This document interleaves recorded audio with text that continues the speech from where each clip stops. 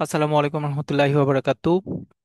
Organisation ম্যানেজমেন্টের শেষ class যারা জয়েন করেছেন অসংখ্য ধন্যবাদ। I am really appreciated your dedication. আপনারা ট্রাই করছেন, ডেফিনেটলি রেজাল্ট আসবে ইনশাল্লাহ। নতুন প্যাটার্ন অনুযায়ী খুবই কষ্টসাধ্য হলেও আসলে অর্গানাইজেশন ম্যানেজমেন্টে কোনো ম্যাথ বের করাটা এখন পর্যন্ত পসিবল হয়নি। অনেক অ্যানালাইসিস করেছি, প্রত্যেকটা পার্ট ট্রাই করেছি। এখন আপনাদের কোয়েশ্চেনের ট্রেন্ড যেটা, ম্যাথকে কেন জানি ওরা প্রায়োরিটি দিয়ে ফেলে, ম্যাথ দেওয়ার চেষ্টা করে। কিন্তু এই জায়গাটাতে আমার আসলে কোনো ম্যাথ আমি পাই না। একটা জিনিস হয়তো ম্যাথ আপনাদের কাভার আপ করতে পারে, মডিউল ডি থেকে যে থিওরিগুলি আছে সেই থিওরির কোনো একটা থিওরি বা দুইটা থিওরিকে ম্যাচ করে কোনো একটা ম্যাথ বা ওই কনসেপচুয়াল কোনো সংখ্যাভিত্তিক কোনো জিনিস যদি দেয় তাহলে দিতে পারে। আদারওয়াইজ ম্যাথের খুব বেশি ইস্যু আমি ওএম এর ক্ষেত্রে দেখি না। সিক্স ব্যাংকিং প্রফেশনাল এক্সামিনেশনের একদম ফাইনাল সাজেশন নিয়ে আমরা কথা বলবো আজকে। একদম final suggestion, broad question total. Broad question মানে আপনাদের দুইটা ব্রড কোয়েশ্চেন এবং একটা প্র্যাগমেটিক কোয়েশ্চেন বা থট প্রভোকিং কোয়েশ্চেন, টোটাল 50 মার্কসের জন্য 16টা কোয়েশ্চেন। অনলি 16টা, শুধু 16টা ব্রড কোয়েশ্চেন পড়বেন। তার মধ্যে আরো অফার দিয়ে রাখছি, সেটা হচ্ছে আপনারা দেখেছেন কোয়েশ্চেনকে আমি এক কালার, দুই কালার, তিন কালার, চার কালার করেছি।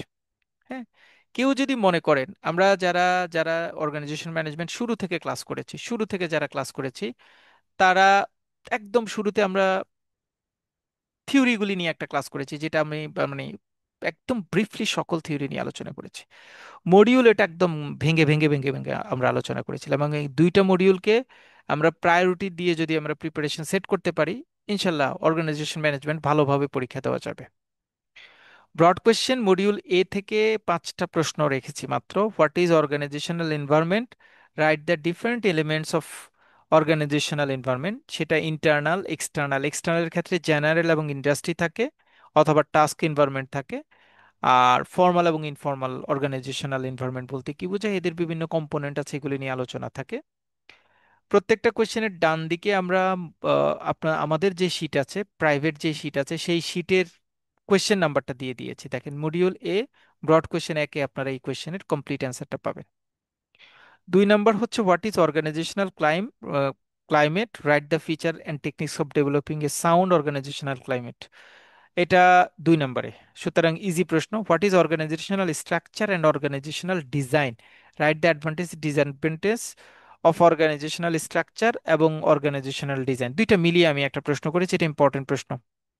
4 নম্বর কোয়েশ্চেনটা ভেরি ভেরি ইম্পর্টেন্ট, এটা আসবেই পরীক্ষা। What is meant by quality of work life, what are the strategies of quality work life, how can you improve the quality of work life in your organisation. এটা very very important question, very very important. Describe the brief the fundamental concept those are basis of organisational behaviour. আমি আসলে organisational বিহেভিয়ারের কনসেপ্টটাকে highlighted করার চেষ্টা করেছি। Have this concept applicability in the context of Bangladesh, justify your answer. এটাও একটা important question. এটাও পরীক্ষা আসার মতো। প্রথম চ্যাপ্টার থেকে 5টা কোয়েশ্চেন মিলিয়ে আই থিংক একটা ব্রড কোয়েশ্চেন আপনি পেয়ে যাবেন। প্রথম চ্যাপ্টার থেকে একটা ব্রড কোয়েশ্চেন না দেওয়ার কোনো সুযোগ নাই। সো এখান থেকে একটা ব্রড কোয়েশ্চেন আপনি পাবেন। মডিউল বি তে আমরা প্রশ্ন রেখেছি 4টা। What is management, what are the function of management বা প্রসেস অফ ম্যানেজমেন্ট বলেন। ম্যানেজমেন্টের সবচেয়ে কোর কোয়েশ্চেন, অর্থাৎ ম্যানেজমেন্টের যে ফান্ডামেন্টাল কিছু প্রসেস আছে, সেই প্রসেসটা নিয়ে এই প্রশ্নটা আলোচনা। সো এই প্রশ্নটা খুবই ইম্পর্টেন্ট, খুবই ইম্পর্টেন্ট, খুবই important. Question 7. What is business process? How business process should create value of an organization? মানে এটা হচ্ছে প্র্যাকটিক্যাল ওরিয়েন্টেড কোয়েশ্চেনের জন্য এই টাইপের কোয়েশ্চেন আসতে পারে। বিজনেস প্রসেসটা আপনার কিভাবে নতুন ভ্যালু অ্যাড করে, সেই প্রসেসটাকে অ্যাড করানো হয়। 8 নম্বর হচ্ছে define stress management, write the approaches of stress management and causes of stress management. দুইটা জিনিস, একটা হচ্ছে টাইম ম্যানেজমেন্ট আর একটা হচ্ছে stress management. Must must must প্রশ্ন আসবেই এই দুইটা ম্যানেজমেন্ট থেকে।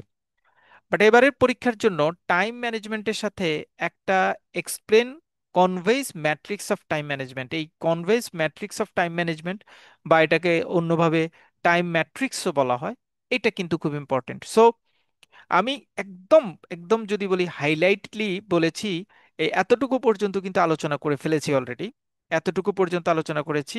এতটুকুর মধ্যে তিনটা চারটা প্রশ্নকে আমি বেশি সুপার ডুপার ইম্পর্টেন্ট প্রশ্ন বলেছি।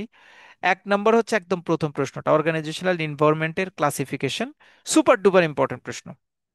দুই নম্বর হচ্ছে quality of work life, super duper important question. তিন নম্বরই হচ্ছে ম্যানেজমেন্ট বলতে কি বোঝায়, organisation, what is management, management functions গুলি কি কি কি। তিন নম্বর প্রশ্ন। চার নম্বর প্রশ্ন হচ্ছে স্ট্রেস ম্যানেজমেন্ট, পাঁচ নম্বর প্রশ্ন হচ্ছে টাইম ম্যানেজমেন্ট। এখন পর্যন্ত এই নয়টা প্রশ্নে চার পাঁচটা প্রশ্নকে আমরা বেশি বেশি ইম্পর্টেন্ট প্রশ্ন বলেছি। পরের প্রশ্ন হচ্ছে what are the different types of soft skill, how it should be differentiate from hard skill, hard skill এবং সফট স্কিলের মধ্যে পার্থক্য কি, ব্যাংকিং ইন্ডাস্ট্রিতে আমরা কোনটাকে হার্ড স্কিলে নেই কোনটা সফট স্কিলে নেই। এটা কেস স্টাডিতে আসতে পারে, পার্থক্যতে আসতে পারে, শর্ট নোটে আসতে পারে, ব্রড কোয়েশ্চেনে আসতে পারে, এত important. So it is in line of very very important question, এটাকেও আমরা একটা ইম্পর্টেন্ট কোয়েশ্চেন বলতে পারি। 11 নম্বর, what is HRM, human resource management, write the different role of HRM. What is stuffing? Write the stuffing process of an organization. Write the advantage of stuffing. 13 number, what is performance appraisal? Explain objectives, advantages, different appraisal methods, and basis of performance appraisal. Very, very important. এটা হচ্ছে super duper important যে category বলেছেন তার মধ্যে আরেকটা প্রশ্ন। Last পার্টে অর্থাৎ মডিউল ডি থেকে আমরা চারটা প্রশ্ন রেখেছি। একটা হচ্ছে what is ethics and organisational ethics, write the core ethical value that influence of an organisation. What is leadership, লিডারশিপটা কেস স্টাডির জন্য খুব ইম্পর্টেন্ট। হোয়াট ইজ লিডারশিপ, কারণ আমাদের তো আসলে ম্যানেজমেন্টের ক্ষেত্রে লিডারশিপের ক্রাইসিসের কারণে আমরা আসলে এত খারাপ অবস্থায় আছি বা এত খারাপ খারাপ অবস্থায় থাকছি। What are the main feature of a leader? Explain. Shareholders are the owner of a bank or FI. Explain how a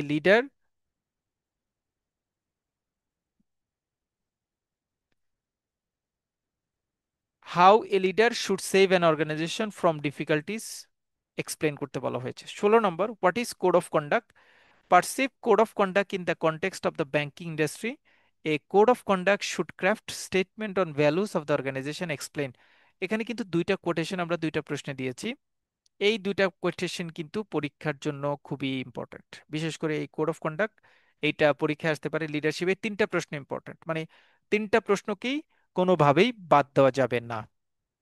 so যদি আমরা এবার আবার বলি যে খুবই ইম্পর্ট্যান্ট প্রশ্ন, খুবই ইম্পর্ট্যান্ট প্রশ্ন হচ্ছে দিস ওয়ান, খুব ইম্পর্ট্যান্ট প্রশ্ন যদি বলি দিস ওয়ান ইম্পর্ট্যান্ট কোয়েশ্চেন, খুব ইম্পর্ট্যান্ট প্রশ্ন this one also important question, three খুবই ইম্পর্ট্যান্ট কোয়েশ্চেন যদি বলি তাহলে দিস ওয়ান। জাকির ভাই একটু ক্রস দিয়ে দেন, তাহলে প্রিন্ট করলে আমরা ক্রসটা বুঝতে পারবো।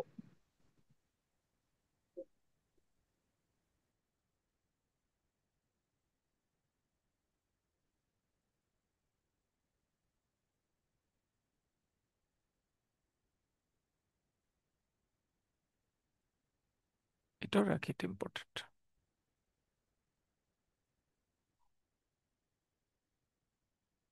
What is management, important question. তারপরে স্ট্রেস ম্যানেজমেন্টটা ইম্পর্টেন্ট কোয়েশ্চেন। তারপর টাইম ম্যানেজমেন্টের ক্ষেত্রে টাইম ম্যাট্রিক্সটা ভালো করে দেখবেন। সফট স্কিল হার্ড স্কিলটা খুব ইম্পর্টেন্ট প্রশ্ন, বরাবর এই প্রশ্নটা আসছে। অ্যাপ্রেজালটা ইম্পর্টেন্ট। এখন তো প্রশ্ন চলে আসছে অলমোস্ট 12টা বা 13টা প্রশ্নে চলে আসছে, এগুলো একটু ভালোভাবে দেখে যাবেন। এতটুকু হচ্ছে ব্রড কোয়েশ্চেনের ক্ষেত্রে শেষ। এবার আমরা চলে আসি শর্ট নোটের ক্ষেত্রে। শর্ট নোটের আলোচনায় অল্প কয়টা শর্ট নোট, আমার মনে হয় 15টা 16টা শর্ট নোট রেখেছি। নিড, ওন্ট, স্যাটিসফ্যাকশন চেইন, এগুলি মেইনলি আমি মানে থিওরিগুলিকে কাভার করেছি, যেটা আমরা মডিউল ডিতে পড়েছিলাম। থিওরিগুলি সব থিওরি ওই জায়গা জাকির থেকে ভাই, সিরিয়ালে নিয়ে আসছি। এইখানে একটু আপনাকে থামাই, ডিস্টার্ব করি একটু। এখানে বিষয়টা হচ্ছে কি যে ওই আমাদের শর্ট নোট যেগুলো অন্য অন্য পরীক্ষাগুলোতে আসলো ভার্সেস তো এটা তো টেবিল দিয়েও করা যায়, কিন্তু আমরা আসলে আমি আমি আর কি ব্যক্তিগতভাবে টেবিল দিয়ে না করে ওই যে আপনি আরেকবার বলছিলেন যে আপনার নিচে নিচে লিখে মিনিংস, তারপর হচ্ছে সোর্স, এইভাবে লিখে লিখেও করা যায়। তো এইভাবে করলে কি কোনো অসুবিধা আছে কিনা? আচ্ছা, টেবিল এবং ওইভাবে করার মধ্যে মানে যদি আপনি জেনুইন এবং জিনিয়াসনেস এবং সবচেয়ে ইফেক্টিভ মেথড যেটা, সেইটা হচ্ছে নিচে নিচে লেখা। এটা হচ্ছে ইফেক্টিভ মেথড, সবচেয়ে ইফেক্টিভ আচ্ছা, মেথড। আমিও ওইভাবেই লিখছি, হ্যাঁ, আর আচ্ছা আচ্ছা। বক্স করাটা, বক্স করে আমরা কিন্তু আমি অ্যান্সারটা বক্স করে আপনাদেরকে নেই, কারণ বক্স করলে কম্পারিজনটা আপনি বুঝতে তাড়াতাড়ি মনে থাকে, এজন্য আমি বক্স করে দিই। বাট আপনি লেখার ক্ষেত্রে যদি বক্স করে লেখেন, নট ব্যাড, বাট নিচে নিচে যদি লেখেন তাহলে এটা বেশি ইফেক্টিভ হয়। আচ্ছা, thank you. Short note, Maslow's hierarchy needs, ERG theory খুব important, Herzberg's two factor theory, equality model, three needs theory, great man theory, trade theory of leadership. এইটুকু হচ্ছে লিডারশিপের থিওরি। এগুলি আপনার একটু ভালোভাবে দেখতে হবে, কারণ এগুলি থেকে একটা একটা শর্ট নোট বা ডেফিনেশন আসবে।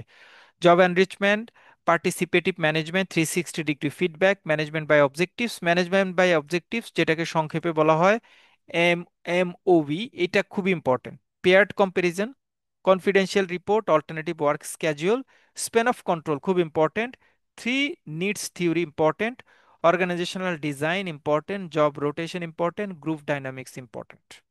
অল্প কয়টা শর্ট নোটস, 15 বা 17টা শর্ট নোট রেখেছি, এগুলি থেকে মোটামুটি আপনার কমন পড়বে।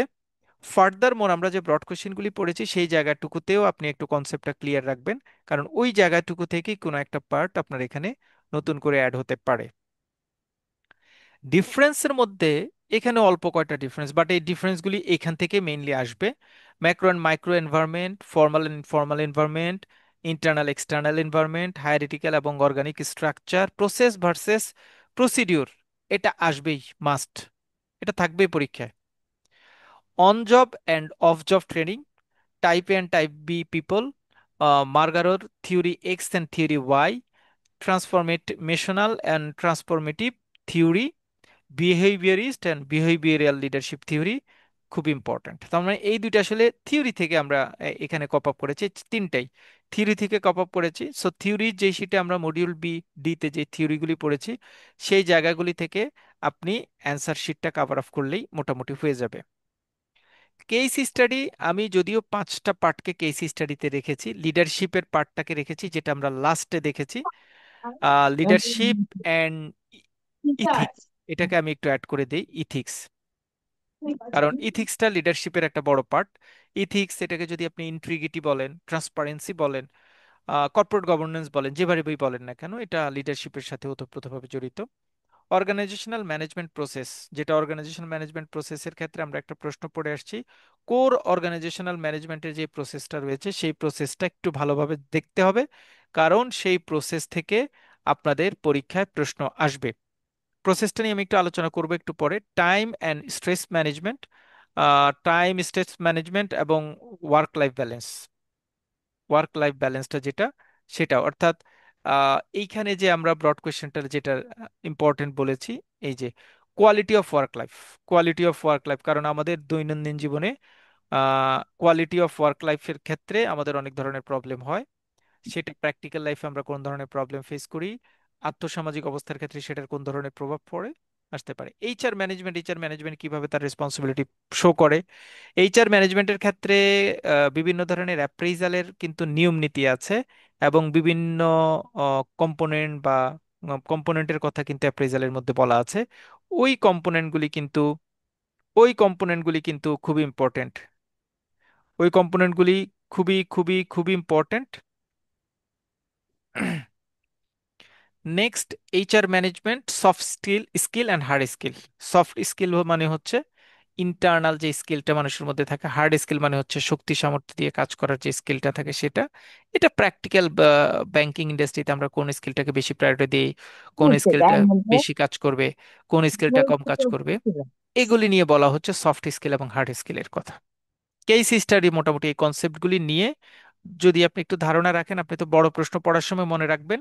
যেমন লিডারশিপ এবং ইথিক্স কিন্তু আপনি পড়ছেন, আপনি মনে রাখবেন যে এটা যদি ঘুরিয়ে পেঁচিয়ে প্রশ্ন আসে আমি যাতে অ্যান্সার লিখতে পারি।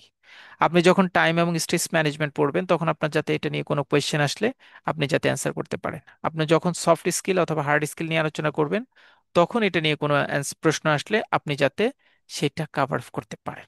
ভাইয়া একটু কোশ্চেন ছিল, সেটা হচ্ছে মানে বিগত বিজনেস কমিউনিকেশন এবং হচ্ছে ল অ্যান্ড প্র্যাকটিস দুইটা পরীক্ষায় দেখলাম যে মোটামুটি যেগুলো পড়ে গেছে এর ভিতর থেকে প্রথম কোশ্চেনটা বা লাস্টে কিছু মানে একটু লিঙ্ক আপ থাকে, পরে দেখা যাচ্ছে যে একটা কোশ্চেনের ভিতরে তিনটা কোশ্চেন বা দুইটা কোশ্চেন থাকে, ওইটা চেঞ্জ হয়ে যায়। মানে ওই ক্ষেত্রে আমরা আসলে কিভাবে ওইটাকে একটু মানে আচ্ছা, এটা পুরোটাই আপনার কনসেপ্টের ইস্যু। এটা পুরোটাই আপনার কনসেপ্টটা যত ক্লিয়ার থাকবে, কারণ কিছু প্রশ্ন আপনার এখানে তো আইডিয়া জেনারেট করার করার ব্যাপারে আসলে মানে প্রশ্ন করা হয় আইডিয়া জেনারেটের জন্য। সো আইডিয়া জেনারেটের ক্ষেত্রে দেখা যায় যে হয়তো বাহিরের কোনো পার্টকে অ্যাড করানোর সুযোগ থাকে।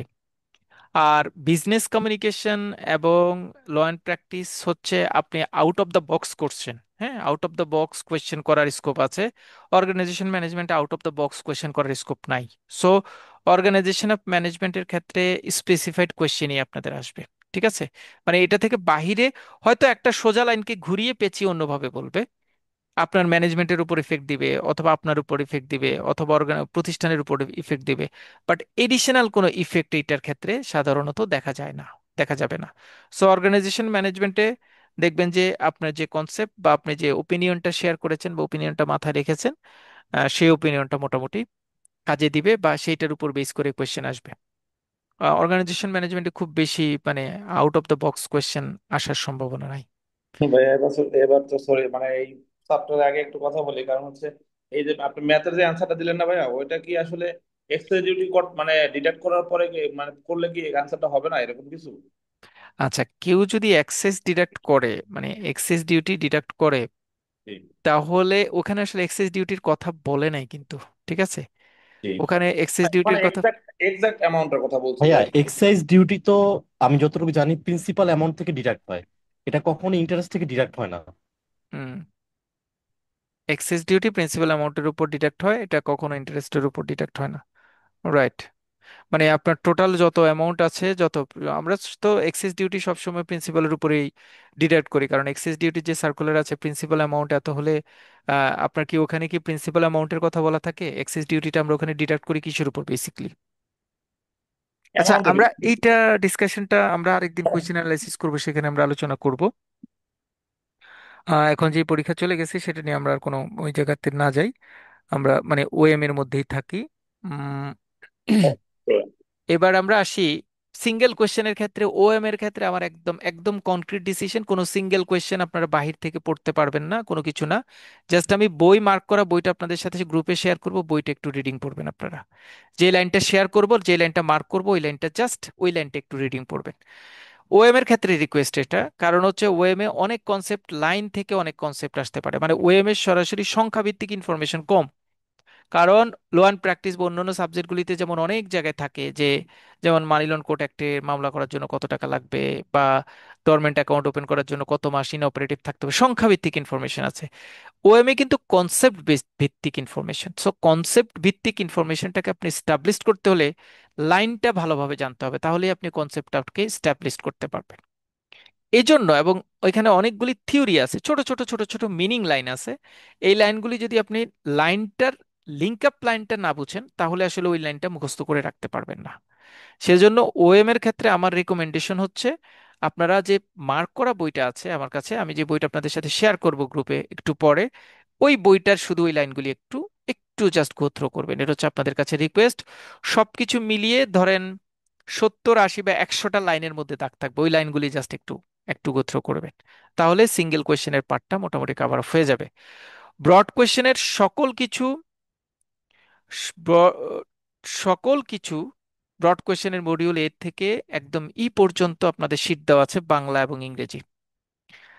শর্ট নোট এবং ডিফারেন্স কেস হিস্টারি মিলিয়ে একটা শিট আমি গ্রুপে দিয়ে দিব একটু পরে, আপনারা মানে রাতে পেয়ে যাবেন, সকালে প্রিন্ট করতে পারবেন। এই জায়গাগুলির মধ্যে আমরা যেটা করব সেটা হচ্ছে যেটা যেটা আমরা চ্যাপ্টার ওয়াইজ পড়েছি চ্যাপ্টারের সাথে লিঙ্ক আপ করে দিব। আর যেটা একদমই নতুন সেইটুকু হচ্ছে আমি এইখানে আপনাদের শর্ট নোট বা ডিফারেন্সের শিটটাতে অ্যাড করে দিব। কেস হিস্টোরি ডেফিনেটলি ইলাস্ট্রেট করব যাতে আপনাদের মোটামুটি একটা ফান্ডামেন্টাল বেস দাঁড়ায়। আর সিঙ্গেল কোয়েশ্চেনের ক্ষেত্রে আমরা বই মার্ক করা যে বইটা আছে সেটা আপনাদের গ্রুপে দিয়ে দিব। I am working with both of topics.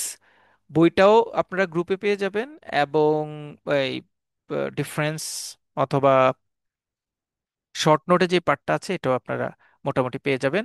তাহলে ইউ হ্যাভ 3-4 ডেজ এগো, আপনাদের এখনো কালকে মঙ্গলবার, বুধ, বৃহস্পতি, শুক্র, 4 ডেজ আছে, মোটামুটি কাভার অফ করতে পারবেন। Any question? মানে মোটামুটি আমাদের ওয়েম নিয়ে ডিসকাশন এতটুকু। এইভাবে প্রিপারেশন নিলে আশা করছি কারো খুব বেশি প্রবলেম হওয়ার কথা না। মানে মোটামুটি আপনারা ভালোভাবে অ্যান্সার করে আসতে পারবেন, because you have enough option, option থাকবে, অপশনগুলিকে আপনি কপ আপ করতে পারলেই দেখবেন যে আইডিয়া জেনারেট হবে। আমরা কিন্তু বলে দিচ্ছি, একদম হাইলাইটলি বলেছি যে থিওরিগুলির ক্ষেত্রে, অর্থাৎ লিডারশিপ এবং মোটিভেশনাল থিওরিগুলি মোটামুটি কনসেপ্ট রাখতে হবে। আর একদম ইম্পর্টেন্ট যে টপিকসগুলির কথা বলেছি, যেমন এইচআর অ্যাপ্রেজাল, তারপরে হচ্ছে work life balance, stress management, time management, তারপরে হচ্ছে organisation management, environment, strategy, design, যে যে ইম্পর্টেন্ট 16টা প্রশ্ন মাত্র, যে যে কনসেপ্টগুলির কথা বলেছি, মোটামুটি এই ধারণাগুলি ক্লিয়ার রাখতে পারলে ডেফিনেটলি আপনি ভালোভাবে অ্যান্সার করতে পারবেন। আপনাদের আপনাদের এই পরীক্ষা শেষ হওয়ার পরে আমরা একটা ক্লাস অ্যারেঞ্জ করব, 6 সাবজেক্টের কোয়েশ্চেন অ্যানালাইসিস করব। মানে 1-1.5 ঘন্টা বা 2 ঘন্টার একটা ক্লাসে, যেখানে আমরা সকল কোয়েশ্চেন অ্যানালাইসিস করব। যারা ইন্টারেস্টেড জয়েন করবেন। অ্যাপার্ট ফ্রম এক্সাম, আপনারা কিছুটা এডিশনাল নলেজও সেখানে ক্যারি করতে পারবেন, এবং লং টার্মের জন্য এটা আপনাদের জন্য ফ্রুটফুল একটা রেজাল্ট ক্যারি করবে।